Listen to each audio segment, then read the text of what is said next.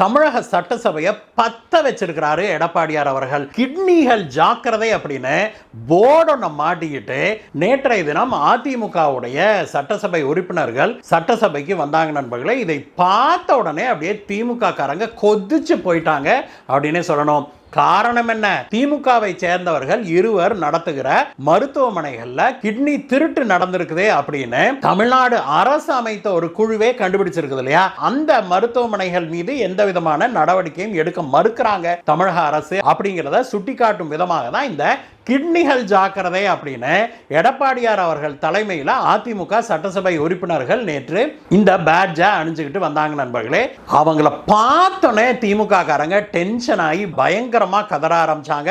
அதற்கு எதிர்ப்பு தெரிவித்து அதிமுக காரங்க சட்டசபையுடைய நடுப்பகுதியில் போய் உட்கார்ந்து தர்ணா பண்ணவும் ஆரம்பிச்சாங்க. அதற்கு பிறகு சட்டசபையிலிருந்து அதிமுக சட்டசபை உறுப்பினர்கள் எடப்பாடியார் தலைமையில் சட்டசபையிலிருந்து வெளிநடப்பும் செய்தாங்க.